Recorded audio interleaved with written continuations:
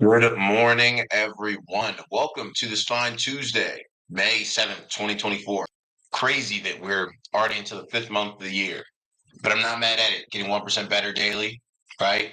Can't be angry at it at all. Let time continue to fly by. I will continue to get better each and every day. That's what we're here for, right? If you're new here within the stock options made easy. I guess I wouldn't even call this the YouTube community the community. It's kind of more of like the extension of the community.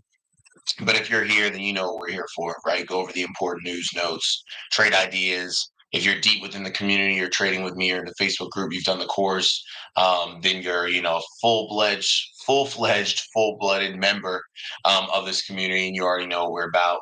But going over the important news notes, analysis, trade ideas that are key to keeping us profitable in markets and keeping us on the right side of the way the money is moving.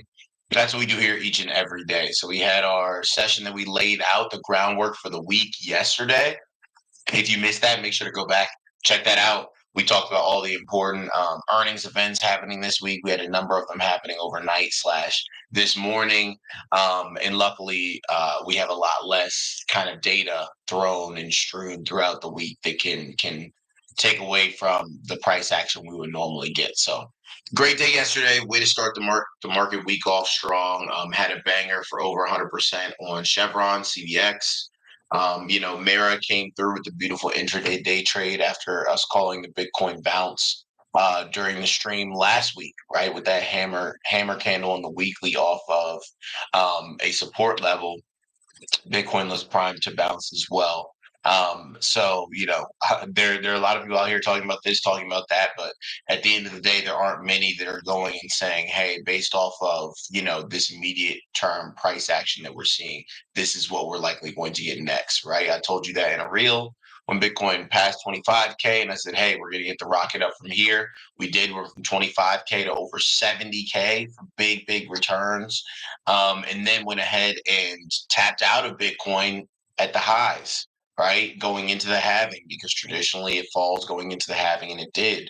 So it took great profit at a great time. And then now is the time where, okay, leverage back in, right? People might say this thing is great, this thing is great, this thing is great, but I think timing is everything. And especially when it comes to expectations and, kind of people's resilience, it is on people to do their due diligence.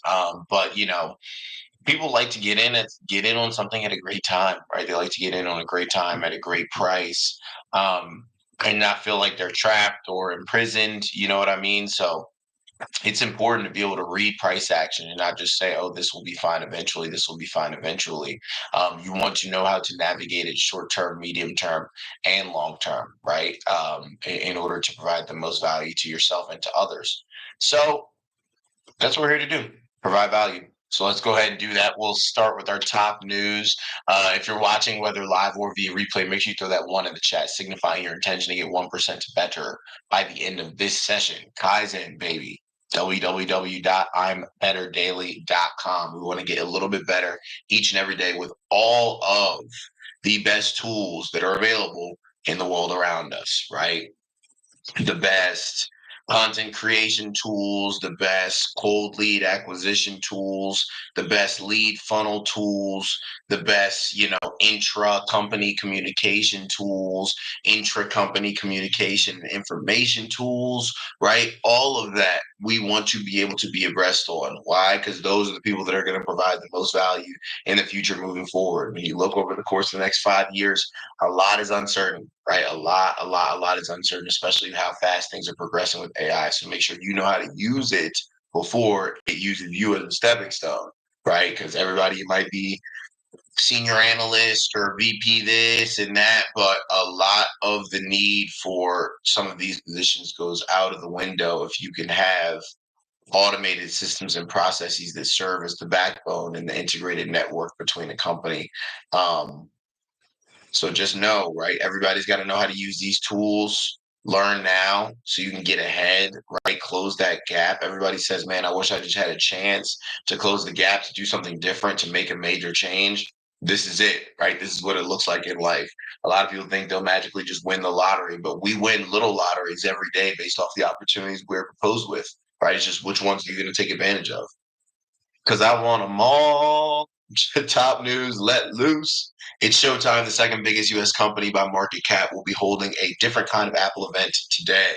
This is somewhat unusual timing given that it's only a month before Apple's annual Worldwide Developers Conference, ticker WWDC. The Let Loose event promises to draft up something special for you, and there is already much speculation before kickoff at 10 a.m. Eastern Standard Time. Tune in at Apple Events, Apple TV, Apple Podcasts, or on YouTube Live. Now, rumors the event is likely to center around iPads and related accessories, such as the new generation of the iPad Pro with an OLED display. More importantly, it will be the first device powered by the new M4 chip, making it more powerful than the latest Mac and giving it the possibility of new AI capabilities. The biggest iPad Air on record might also be in store with a 12.9-inch version that could make for a good alternative to the Pro, albeit with less power. There's also talk of slimmer bezels and camera repositioning, as well as other new hardware that might finally see the light of day, like upgrades to the Magic Keyboard and Apple Pencil. Now, revenue in the category has been stalling lately with no new iPad releases since 2022. That'll mean a lot is riding on the event for Apple, especially after a recent set of earnings that showed some sales weakness in several different categories. However, Berkshire Hathaway's Warren Buffett is still calling for Apple to be his largest investment after the iPhone maker added a record $110 billion to its buyback program and raised its quarterly dividend by 4%. For those that don't know, that is the largest, buyback program ever. So they're dumping the largest amount ever into their own company, right? Reinvesting it into themselves. And that's why people were excited about it, despite them having a lot of sales weakness across different categories, including the iPhone. Now, more news. Apple is working on a chip designed to run artificial intelligence software in data center servers, according to the Wall Street Journal. So they might be, kind of infringing upon what NVIDIA is doing here. Apple started making their own chips a number of years ago, and it could really help, especially with the crunch that we're going on with the supply of chips. The project, which is internally codenamed Project ACDC, Apple Chips in Data Center, very creative, is being coordinated with partner Taiwan Semiconductor Manufacturing, ticker TSM, and could give the company a much needed edge in the AI race. The latest effort is aimed at running AI models rather than training them and would build on other recent silicon success stories at Apple, like custom in house chips made for its devices. I like that. I like this pivot. Everybody right now is trying to figure out where they land in the AI race. Are they developing models? Or are they, powering the infrastructure that will power those models, right? It's all very important, but I think I kind of like Apple going the infrastructure route, especially with how much demand there is for the chips. Everybody wants to make models. Everybody's going to need more chips in order to run the models. So if they want to go the data center route, I think that's smart. Go for the infrastructure, and make yourself absolutely necessary rather than you are one of the, millions that are pandering to NVIDIA or someone else in order to get the chips. People come pandering to you. And I especially think it's smart given the fact that, how dumb Siri is and how dumb she has been for like the past 8 years, right? She was like much smarter when she came out, and now I don't think she can do one thing right. Sorry. It is what it is. But I like the play when Apple's been kind of floundering in terms of their own model to train and stuff like that. Let's see what we got here. Healthcare news. So in terms of Apple, again, I'll say the same thing I said yesterday, right? Because you might be like, all right, Adam, they're having an event. What does that mean? Typically on the day of the event, like Apple falls, it might rise up until the event happens. But then it falls on the day of the event. So I'm not expecting anything crazy on Apple. Sometimes if they drop something that's pretty dope, they'll have like a quick pop, but most of the time it ends up selling off. So Apple's events, the days of the events are typically sell the news types of events. So I'm not, unless they unveil some type of chip and they're like, hey, we can, train AI models on this chip, then maybe it goes crazy. Like it says they're working on this data center chip. If they like unveil something and it's like, hey, everybody loves NVIDIA chips, well, this can do the same thing, and we've got a whole lot more of them, the ability to produce a whole lot more of them, then I think Apple explodes, right? But other than that, I don't think we see any major upside move.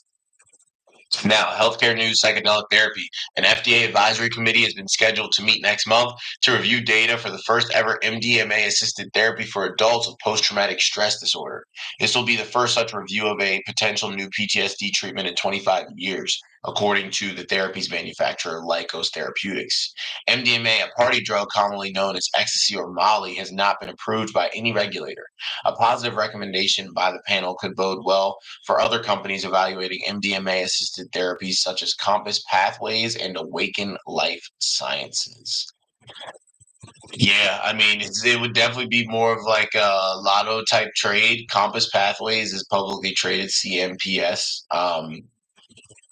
So, I mean, if you want to sit here and watch, I'm not like a biotech kind of watch and wait type of person. Some people do that. You really want to be plugged in. But like whenever stuff happens and like, oh, this drug might get approved, right? You can go and play options on it and stuff like that, and you can get crazy returns because these stocks, right? Especially these stocks involved in like experimental therapeutics, they get such huge jumps when they do get, passed or evaluated or whatever. But that's something that takes a lot of time to focus on. So you either want to do that or not do it at all. Right. It's kind of like if you trade and you trade that way, that's all you want to be focused on because it takes all of your attention. You have to be locked in and really, really monitoring like minute updates in obscure areas of the medical field. You gotta be like deep on Twitter. It's like it's a lot. So whenever I hear stuff about, drugs, like, oh, this might be approved and this, that, and the third, I kind of just, it goes one in one ear and out the other. But there are people that do that, right? They're like super, super locked in, and all these random obscure companies that they have, an Alzheimer's drug and it does well, on level one testing, and then they pop and then they sit there stagnant for the next 8 months, right? There are people that make a living just off the pops from those updates.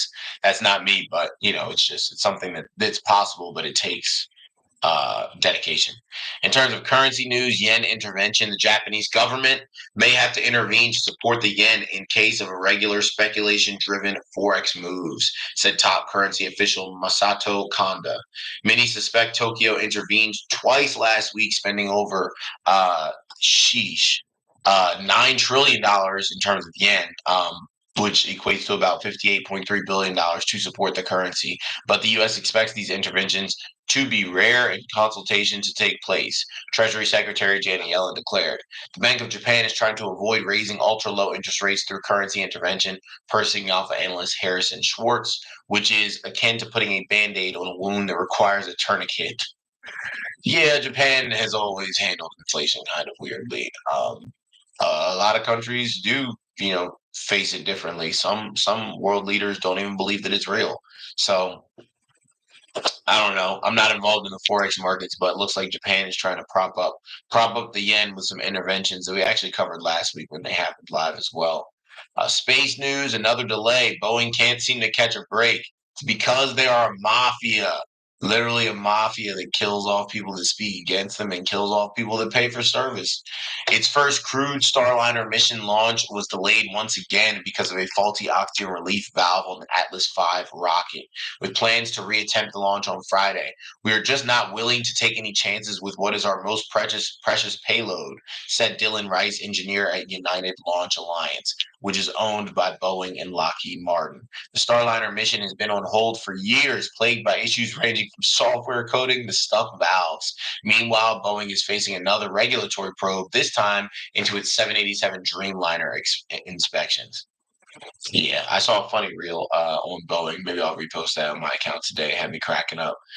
Today's markets in Asia, Japan were up 1.6%. Hong Kong down 0.5. In terms of like what that means for Boeing, you guys know how I feel about them. Boeing is just tough. Like they're just, it's times when they should be in the dirt and they're not, and then it's times when they should be doing well and they're not. So it's just they're a tough name to trade. They act really ugly around levels. They like to invalidate things. So it's like when you hear this bad Boeing news, of course you're like, oh man, I want to go trade this. But also it's like they suck. They suck all the way around as a stock, as a company. So it's just I can't even really be. It's like, oh, you hear more news about them. Okay, cool, but I know stocks that move better that I'd rather be involved with than Boeing, right? If I can see a clean setup, I know tons of stocks that they work better, like on Chevron, CVX worked beautifully, right? Doubled our money, took a grand total of like 30 minutes. We got right in before close on Friday, and then about around 20 minutes after open, we're able to take profit on Monday. But it's like with Boeing, Boeing could, fire the same type of pattern and have the same setup and just completely bleed you out for days and days and days and then dip down and stop you out and then rip for what you thought was going to happen. So it's just like I'd rather not put myself through it. Today's markets in Asia, Japan were up 1.6%, Hong Kong down 0.5, China up 0.2, India down 0.5. London were up a full percent, Paris up 0.3, Frankfurt up 0.6, the Dow up 0.2, basically flat, S&P up 0.1, Nasdaq down 0.1, pretty much all flat. Crude oil down 0.4%, gold down 0.3, Bitcoin down 0.2. Today's economic calendar, Kashkari speaking at 11:30 a.m. That can be important, right? We've seen what he could do. He's caused us some headache, some craziness in the past.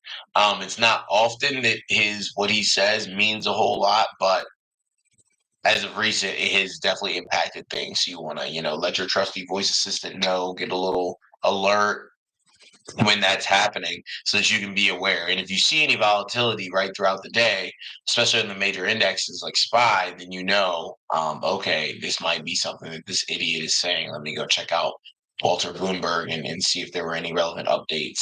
What else is happening? We'll finish up here. Rapid fire stock news rundown. I need to take some cold relief or something. I feel like you travel and it's just tough. Go to a different spot and there's always stuff you bring back.